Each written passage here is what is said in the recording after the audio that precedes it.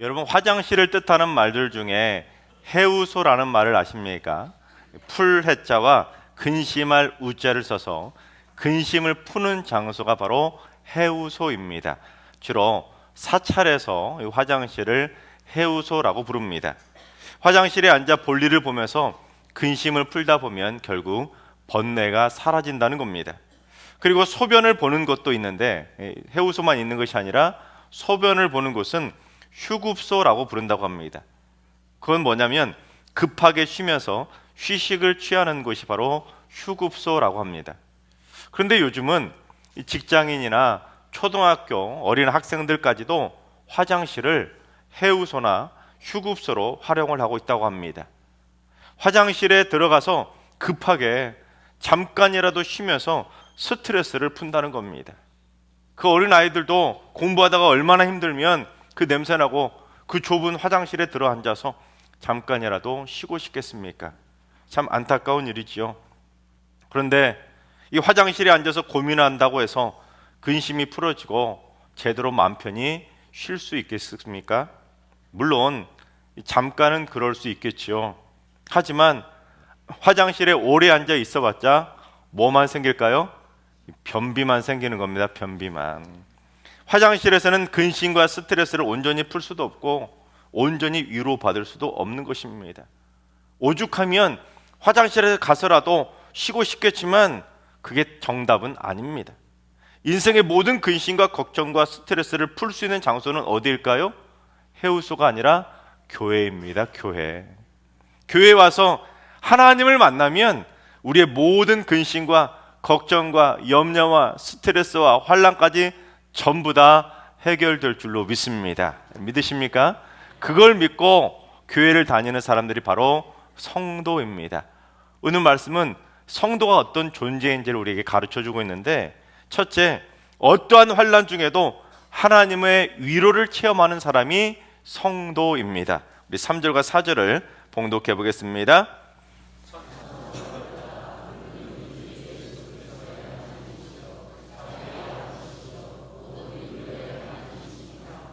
우리의 모든 환난 중에서 우리를 위로하사 우리로 하여금 하나님께 받는 위로로서 모든 환난 중에 있는 자들을 능히 위로하게 하시는 이시로다.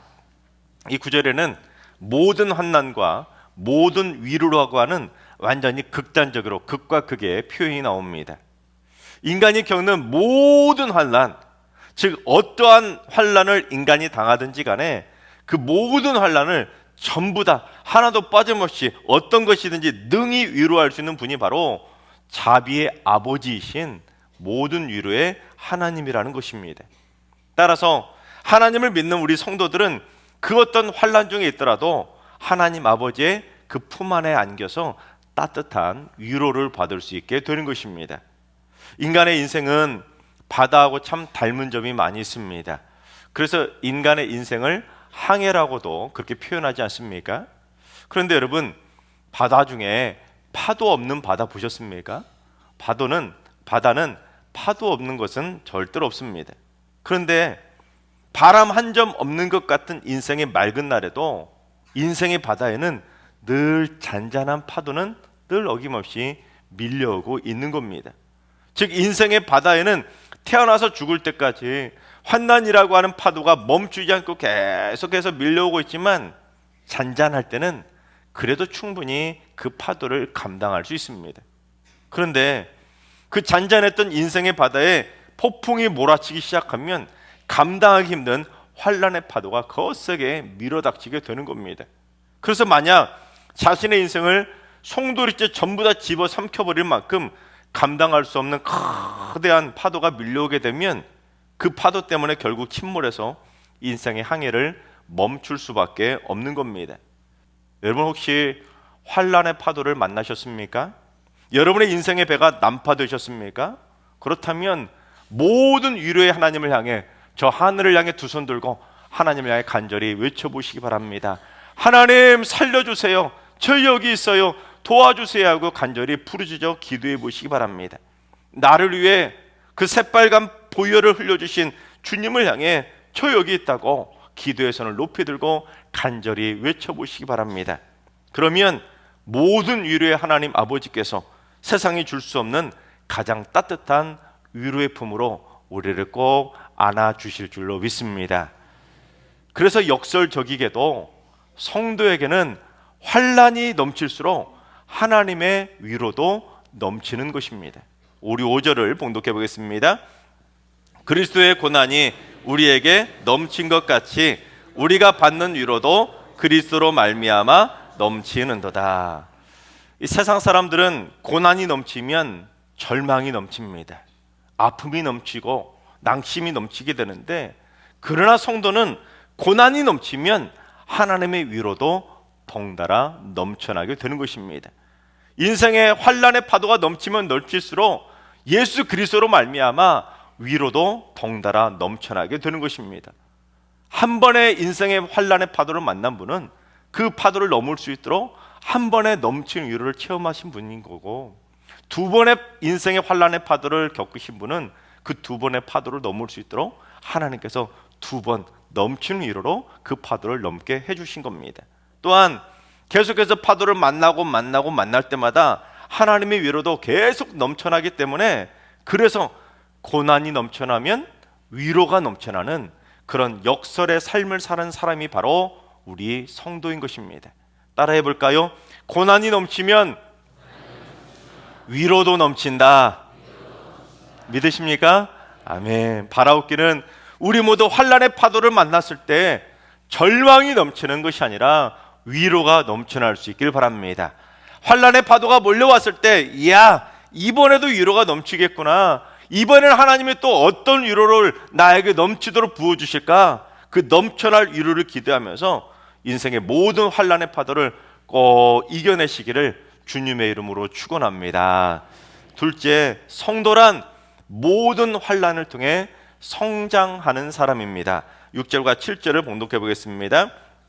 우리가 환난 당하는 것도 너희가 위로와 구원을 받게 하려는 것이요, 우리가 위로를 받는 것도 너희가 위로를 받게 하려는 것이니, 이 위로가 너희 속에 역사하여 우리가 받는 것 같은 고난을 너희도 견디게 하느니라.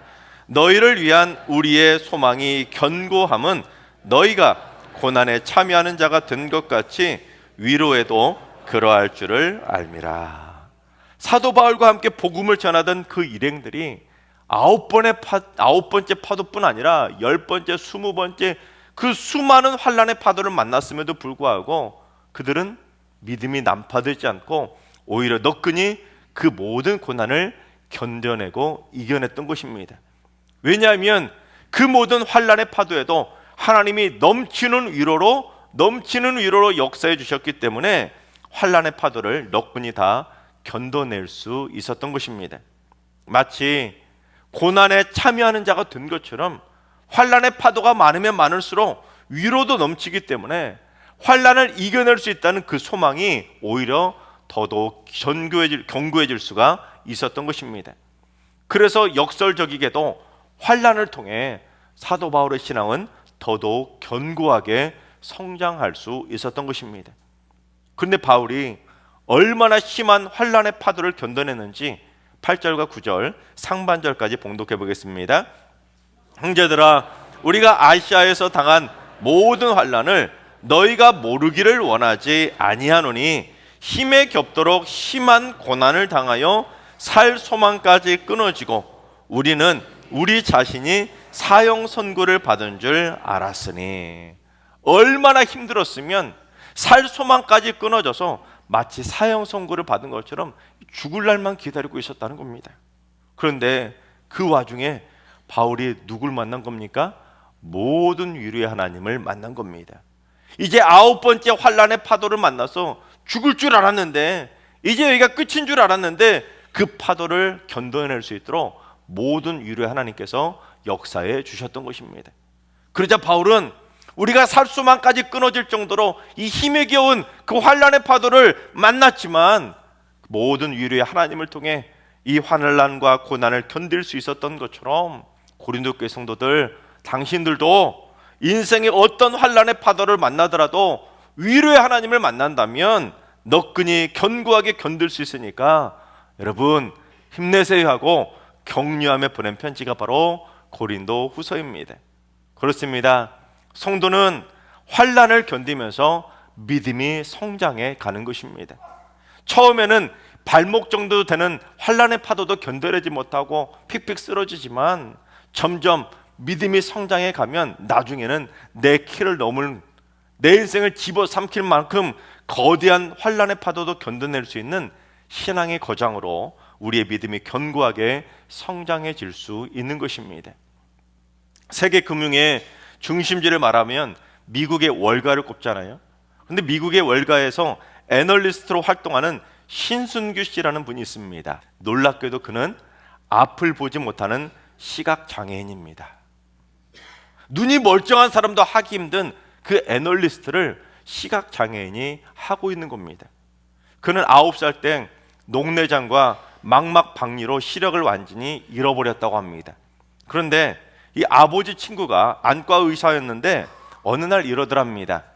아이에게 꼭 종교를 갖게 해주고 불교보다는 기독교가 낫다고 교회에 보내라고 권했다고 합니다. 그래서 서울 맹학교를 다니다가 교회를 다니기 시작했다고 합니다. 어머니는 그가 음악 선생님이 되기를 원해서 어렸을 때부터 열심히 피아노를 가르쳤다고 합니다. 그래서 13살이 되었을 때 서울 맹학교 합창단 반주자로 기금을 마련하기 위해서 미국 순회 공연을 갔는데 그게 계기가 되어서 오버브룩 맹학교에서 초청장을 받고 그 학교에 입학을 하게 됩니다. 그런데 고등학교에 입학할 무렵에 미국의 한 가족이 아무런 조건도 없이 자신을 가족으로 품어줬다고 합니다.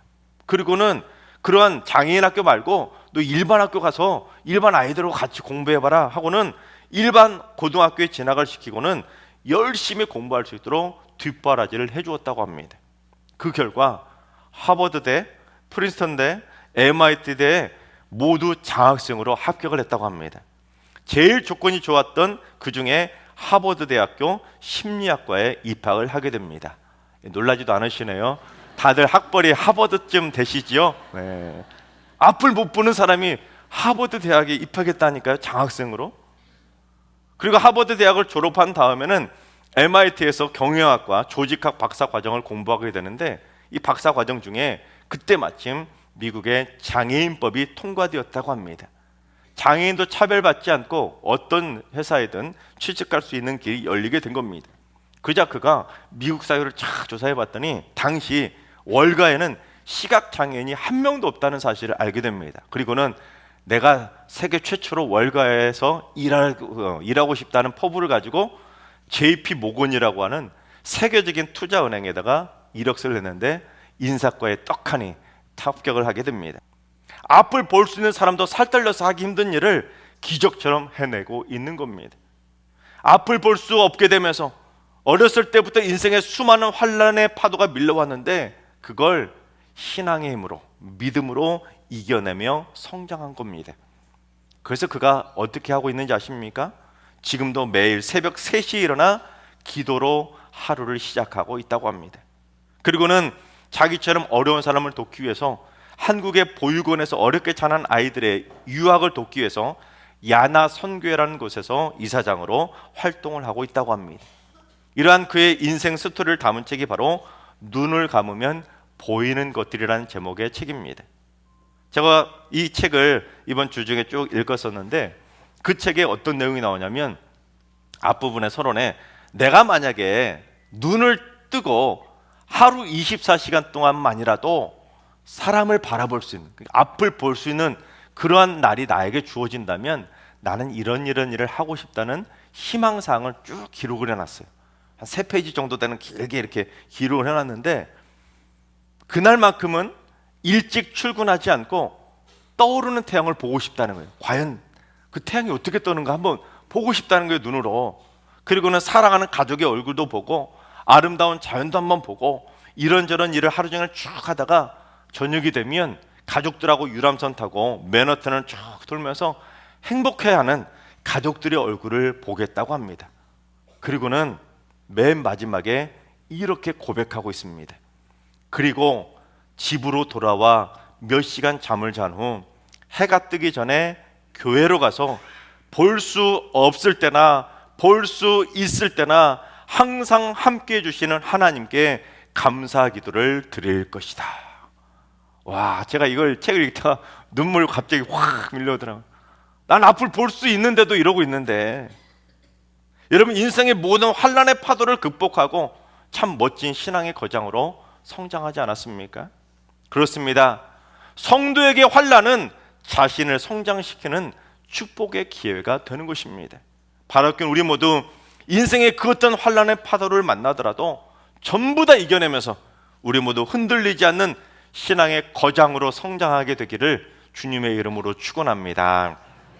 그래서 셋째, 성도란 부활신앙으로 모든 환난을 이겨내는 사람입니다. 우리 9절 하반절부터 10절까지 봉독해 보겠습니다. 이는 우리로 자기를 의지하지 말고 오직 죽은 자를 다시 살리시는 하나님만 의지하게 하심이라. 그가 이같이 큰 사망에서 우리를 건지셨고 또 건지실 것이며 이후에도 건지시기를 그에게 바라노라. 인생의 환난의 파도가 밀려왔을 때는 누구를 의지하지 말라고요? 자기를 의지하지 말고 오직 하나님만 의지하라는 것입니다. 죽은 자도 살리신 그 하나님만 의지해야 우리 인생이 어떤 환난의 파도를 만나더라도 이겨낼 수 있는 것입니다. 그게 바로 부활신앙입니다. 그래서 부활신앙으로 무장하면 큰 사망의 환난이 불어닥친다 할지라도 과거에도 그 환난의 파도에서 건져주셨던 것처럼 앞으로도 또 건져주실 줄로 믿고 담대하게 환난의 파도를 이겨낼 수 있는 것입니다. 그리고 그 이후에도 오뚜기처럼 우리를 또 건져주시고 또 건져주시고 또 건져주시고 아멘 할 때까지 건져주시고 또 건져주시고 또 건져주시고 또 건져주시고 앞으로도 우리를 인생의 어떤 환난의 파도에서도 날마다 우리를 건져주실 줄로 믿습니다. 철학자 키르케고르가 세상이 주는 위로하고 기독교에서 얻는 위로가 어떻게 차이가 있는지 시간의 개념으로 기가 막히게 이렇게 설명을 했습니다. 인간의 위로는 나중에 발명된 순간의 위로라는 겁니다. 고통, 괴로움, 기쁨의 상실이 먼저 찾아온 다음에, 그러니까 아픔의 환난이 먼저 온 다음에, 그러고 나서 한참 후에 인간은 마침내 위로의 길에 들어설 수 있다는 겁니다. 하지만 그렇게 찾게 된 인간적인 위로는 고통 때문에 기쁨을 잃어버린 것에 대한 잠깐의 대체물에 불과하다는 겁니다. 이 마약과 같은 거죠. 그래서 한참 후에 찾아온 위로를 받고도 또다시 고통 속에 괴로워하며 기쁨을 상실할 수밖에 없는 겁니다. 위로가 나중에 있었기 때문에 이걸 찾지 못하면 또다시 고통스러워지는 거예요. 그러나 기독교의 위로는 영원한 위로라는 것입니다. 모든 위로의 하나님은 인간을 창조하기 전부터 영원 전부터 계셨던 분이시기 때문에 위로가 이미 있는 거예요. 고통 다음에 위로가 있는 것이 아니라 하나님의 위로는 영원 전부터 이미 준비되어 있는 겁니다. 그러니까 우리가 이 세상을 살다가 환난의 파도를 만나든 고통을 만나든 어려움을 만나든 그 영원 전부터 있던 위로는 인간의 모든 환난을 전부 다 덮어버릴 수 있는 그 영원한 위로라는 것입니다. 그래서 기독교의 위로는 고통을 잠깐만 잊을 수 있는 순간의 대체물이 아니라 또 있게 해주고 또 있게 해주고 또 견딜 수 있고 또 이겨낼 수 있는 영원한 위로가 되는 것입니다. 그걸 믿는 것이 바로 부활신앙입니다. 부활이 뭡니까? 죽지 않고 다시 사는 것이 부활 아니겠습니까? 마찬가지로 모든 위로의 하나님이 주시는 위로는 잠깐 위로받고 또다시 고통이 밀려오는 일회용 위로가 아닙니다. 우리의 모든 환난과 고통을 완전하게 다 집어삼켜가지고 우리를 건져주시는 영원한 모든 위로의 하나님이 바로 우리를 지켜주시는 아바 아버지 자비의 하나님이라는 사실입니다. 바라옵기는 우리 모두 부활신앙으로 영원한 위로를 얻게 되시기를 주님의 이름으로 축원합니다. 그런데 성도는 여기서 멈추면 안 됩니다. 여기서 멈추면 나만 위로받겠다는 거예요. 나만 하나님께 기도하고 나만 위로받겠다는 겁니다. 성도란 네 번째, 환난 중에 있는 모든 사람을 위해 위로해주고 기도해주는 사람이 되어야 하는 것입니다. 여러분, 바울이 고린도 교회 성도들에게 보낸 두 번째 편지인 고린도후서는 지금 환난과 고통과 핍박 중에 있었던 고린도 교회 성도들을 위로하고 격려하기 위해서 보내준 편지입니다. 우리가 살 수만까지 끊어질 정도가 되었을 때도 모든 위로의 하나님을 통해 견디고 이겨냈던 것처럼 모든 위로의 하나님께서는 당신들이 겪고 있는 그 모든 환난도 반드시 견디고 이기게 해주실 거라고 고린도 교회 성도들을 위로하고 격려한 편지가 고린도 후서입니다. 나도 죽을 것 같은데, 나도 살 수만까지 끊어지고 사망 선고 받은 것처럼 나도 지금 하루하루 죽을 것 같은데도 나만 위해서 기도한 것이 아니라 내 주변에 고통당하고 있는 이웃을 향해서 그들을 위로해주고 그들을 위해 기도한 것이 바로 바울이었던 겁니다. 그래서 또 바울이 어떻게 했는지 11절을 봉독해 보겠습니다. 너희도 우리를 위하여 간구함으로 도우라. 이는 우리가 많은 사람의 기도로 얻은 은사로 말미암아 많은 사람이 우리를 위하여 감사하게 하려 함이라. 우리가 너희를 위하여 위로하고 너희를 위하여 기도했던 것처럼 너희도 우리를 위하여 위로하고 간구해서 우리 서로 돕지 않은 것입니다. 그래서 성도란 서로 위로와 기도의 끈으로 하나 되어야 하는 것입니다. 나만 혼자 위로받고 끝날 것이 아니라, 그렇게 이기적인 삶을 살 것이 아니라 우리 주변에 고통당하고 있는 성도들, 주변에 환난당하고 있는 친구들, 이민족과 열방에 고통당하고 환난 중에 있는 사람들을 향해서 위로해주고 그들을 위해서 기도해주는 사람, 그게 바로 성도입니다. 그래서 성도의 입술에서 타인을 향한 위로와 타인을 향한 기도가 사라진다면 그는 온전한 성도라고 말할 수가 없는 것입니다. 어떤 환자가 수술을 받기 위해 수술대 위에 누웠는데 너무 긴장이 돼서 의사 선생님한테 사정을 했다고 합니다. 선생님, 제가 생전 처음 수술을 하는데요, 제가 지금 너무 긴장이 돼서 죽겠어요. 저 잘 좀 부탁합니다 하고 그렇게 간절히 청원을 했습니다. 사정을 했습니다. 그러자 의사가 이 환자를 위로하며 이렇게 말했다고 합니다. 너무 걱정하지 마세요. 저도 수술 처음 합니다. 여러분, 성도들의 위로는 처음이라도 괜찮습니다. 서로를 위한 기도도 처음이라도 괜찮습니다. 안 하는 것이 문제이지, 성도는 자기밖에 모르는 이기심이 가득한 존재가 아니라 자기만을 위해서 기도하고 자기만 위로받으려고 하는 것이 아니라 서로를 위해서 아낌없이 기도하고 위로해주고 사랑이 넘치는 삶을 살아가는 존재, 그게 바로 성도입니다. 그래서 함께 위로하고 함께 기도해서 함께 위로받고 함께 고침받는 곳, 그곳이 바로 교회입니다. 하나님께서 사랑하신 여러분, 인생의 모든 환난을 견디고 이기게 해주시는 모든 위로의 하나님을 우리 모두 꼭 만날 수 있길 바랍니다. 다 같이 부활신앙을 가지고 앞으로 또다시 건져주시고 또다시 건져주실 그 하나님을 믿고 우리 모두 견고한 믿음의 거장으로 귀하게 성장해 가시기 바랍니다. 무엇보다 환난 중에 있는 모든 사람들을 절대로 외면하지 마시고 내 아픔처럼 그들에게 사랑이 넘치도록 따뜻하게 위로해주고 그들을 위해 간절히 기도해 줄 수 있기를 바랍니다. 그래서 우리 모두 다 같이 위로받고 다 같이 견디고 다 같이 고침받고 다 같이 이겨내는 진정한 승리의 교회를 세우게 되기를 주님의 이름으로 축원합니다.